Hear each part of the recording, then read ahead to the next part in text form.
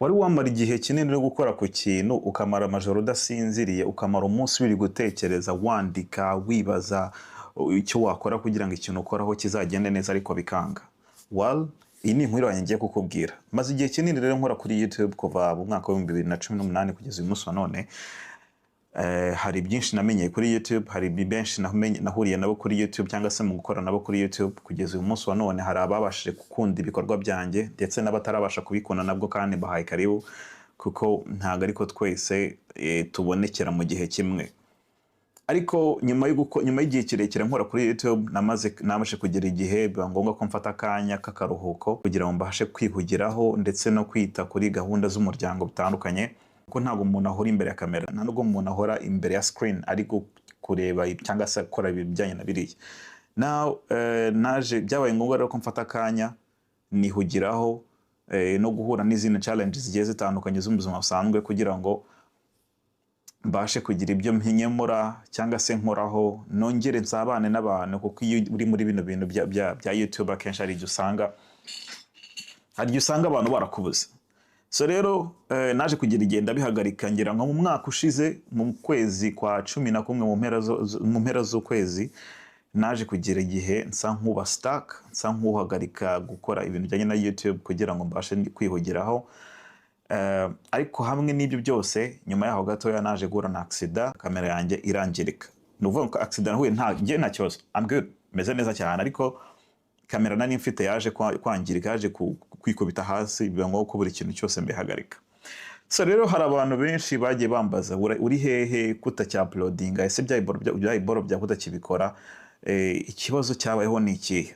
Well, igisubizo ni iki ngiki. Nari mfite kamera which I call my first baby kubera ko I loved it so much, ariko kamera yanjye yaje kugira ibyago irameneka. Imaze kumeneka rero hamwe n'ubushobozi buke yambura ukuntu nyikoresha, so niko kwita mfata igihe gito cyo kugira ngo mbashe gusubiza ubwenge ku gihe, kuko nari naramaze kuba invested in this kind of a life yo kubora imbere ya kamera, guhora ndi gutekereza ngo nibiki ndibuze gutanga, nibiki ndibuze kuvugaho. Nuko byaje kugenda. Now a week ago, mu cyumweru gishize naje kwakira YouTube. Nuvuga ngo haraciyemo amezi 6 ntakora content. Biba ngombwa rero ko mfata time ndavugaho kugira ngo njye kujya gukoresha kamera n'ubundi yapfuye, reka nyibike ndetse nka souvenir.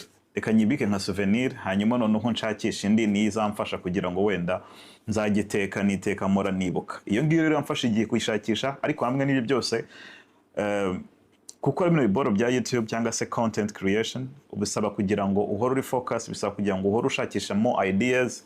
Urumva rero ndimo ndashakisha n'izindi ideas zigiye zitandukanye no gushakisha ubundi bumenye niyunguraho kubwo nari mfite, kugira ngo noneho nzatanga ibintu byiza mu bihe byagombaga kuza. Ariko muri ako kanya kose nafashe n'izo challenge zose nahuye nazo zo kudakora content, mu cyumweru gishize rero naje guhura n'ubutumwa bunsanga kuri email buturutse muri YouTube cyangwa se kuri YouTube muri rusange. Bampa message imbwira yuko bampagaritse kugira ngo sinzongere kwakira, cyangwa se bampagaritse muri monetization. Birababaje, right? Yeah, birababaje cyane. No kuvuga ngo nyine kubaho ntongera kuba channel yanjye hariya kitazongera kwinjiza. No kuvuga ko rero na makuru ababaje, na makuru ateye agahinda, ni ncamugongo kuba noneho wari umaze iminsi uri kuhangana n'ibyo bibazo, uri gushaka ubundi buryo kugira ngo wisumbureho mu mitekerereze, mu mikorere, mu bumenyi, ariko hamwe no gufata icyo gihe YouTube nayo ikakubwira ati ntabwo ibyo bintu tubishaka. Rero niyo mpamvu inzanye ahangaha kugira ngo tuganire cyangwa se mbahe ino video. Iyo niyo mpamvu rero yatumye mara amezi 6 yose ntakora cyangwa se ntari imbere ya kamera, nuko hari ibyo nari ndimo ndarwana nabyo by'ubuzima busanzwe, no kongera kubaka umuryango, no kongera kuba hafi y'abantu.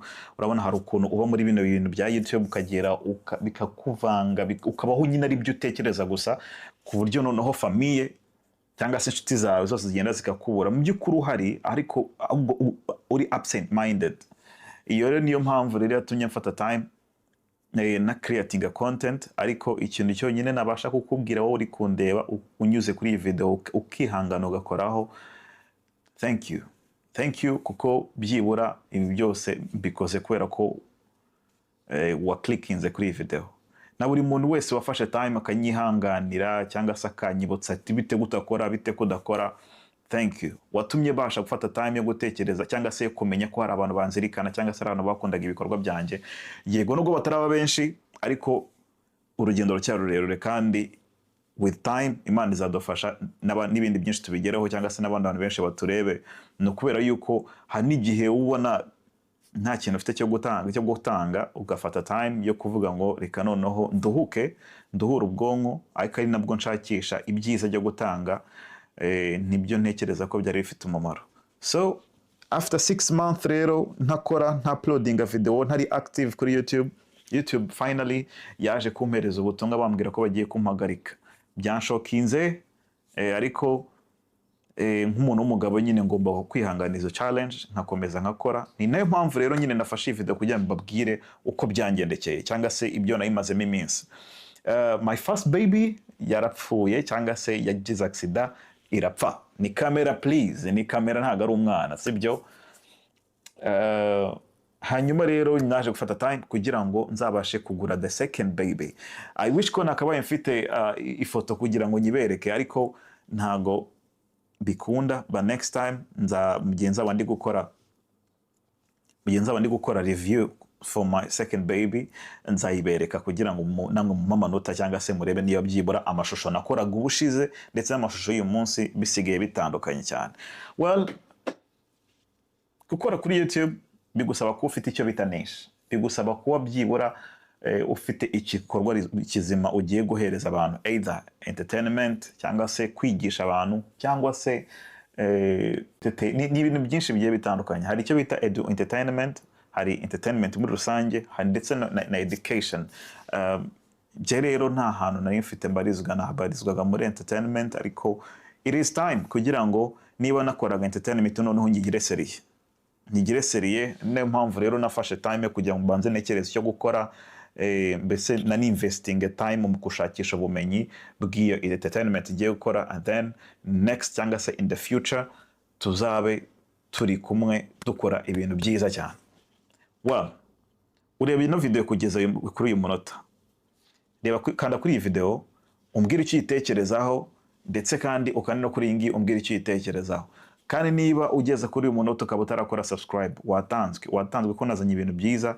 Gerageza ukore subscribe kuko ni ingenzi cyane, kandi ino video yisharinge ndetse unakore like kugira ngo n'izindi video zose zigiye kugeraho. Wakoze cyane kubana nanjye kugera kuri uyu musozo. Murabona agaciro.